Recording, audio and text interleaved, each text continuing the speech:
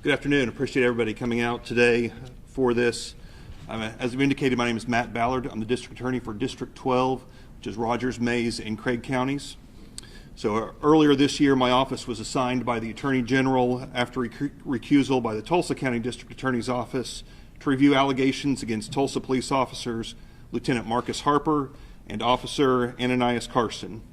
The allegations related to a shooting that occurred on August 24th, 2020, and the possible involvement of Lieutenant Harper and Officer Carson in assisting involved individuals with concealing the crime. My review came after a thorough investigation by the Tulsa Police Department, and I'm appreciative of the work that they did in presenting this case.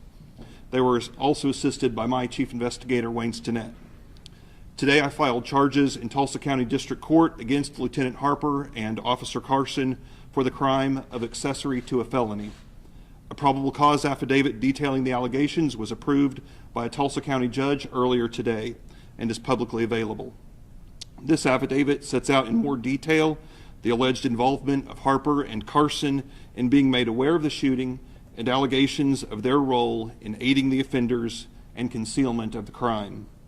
These charges stand for the proposition that no person is above the law, and Tulsa Police Department should be commended for their commitment to ensuring an accurate and comprehensive investigation. Lieutenant Harper and Officer Carson are entitled to the presumption of innocence. The filing of charges is only the first step in this litigation, which will ultimately be determined by a judge or a jury. Appreciate you all. Thank you.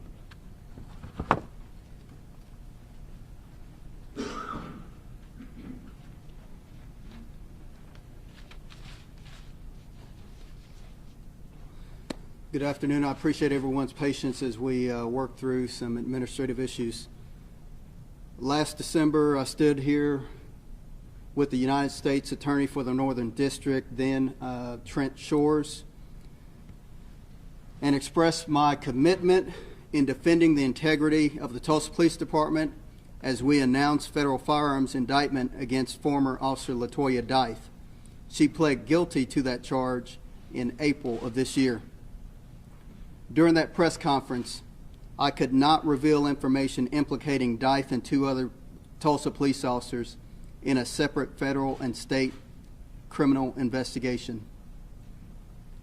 As a result of this separate investigation, a special prosecutor, District Attorney Matt Ballard, was appointed. As a result of this separate investigation, Lieutenant Marcus Harper and Officer Ananias Carson have been charged with 1 count each of accessory after the fact to a felony today. I'm placing both of these officers on leave without pay in accordance with the established employment case law.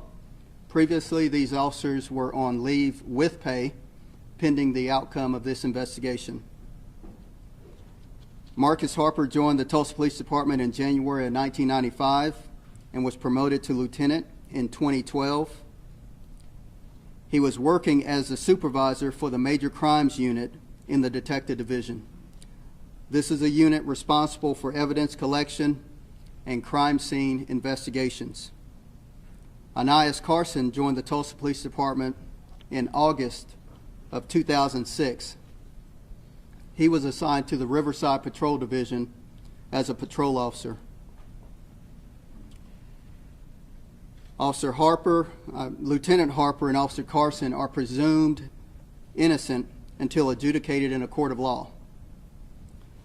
The public has a right to trust law enforcement.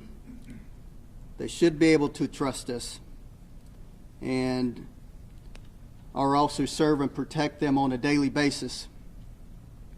The men and women of this police department also have the right to be able to trust the integrity of the officers standing next to them as they deal with an ever difficult job on a daily basis. Early in my tenure, I set high expectations, and I've been consistent with holding those high expectations. And I hold those accountable who fall short. My expectation is simple. I want the best for this department, and I want the best for this city.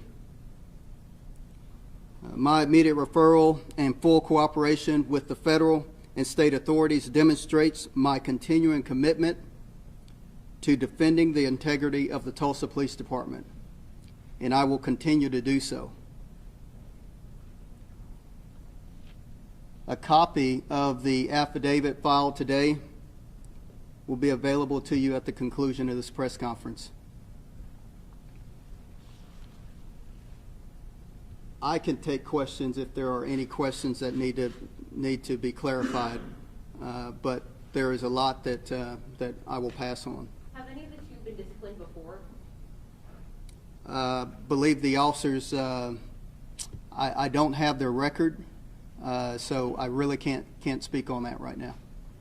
You say when they went on leave with pay. At what point did that start? It started the day after we were made aware of their involvement in a criminal case. Do you know what day that is? I want to say August the 25th.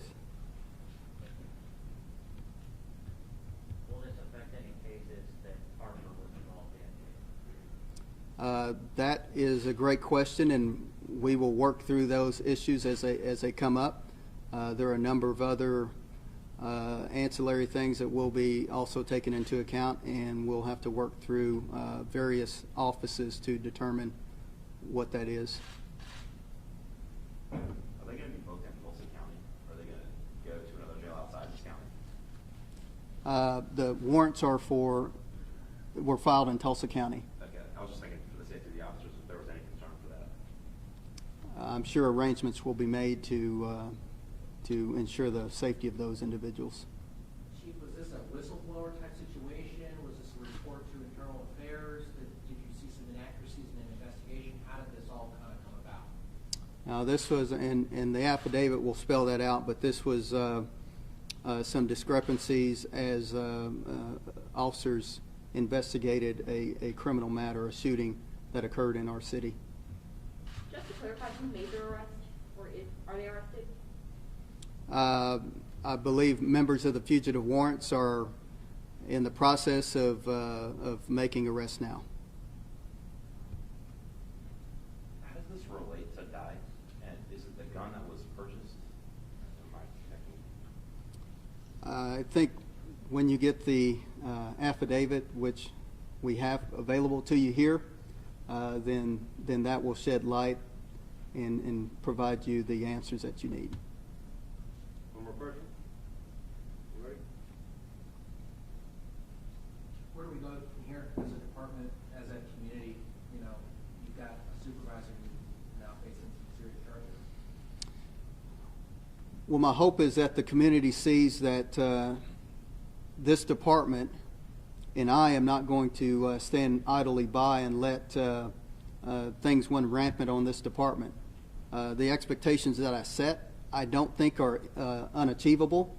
Again, I want the best for this department and the best for this city, and I'm going to work to ensure that.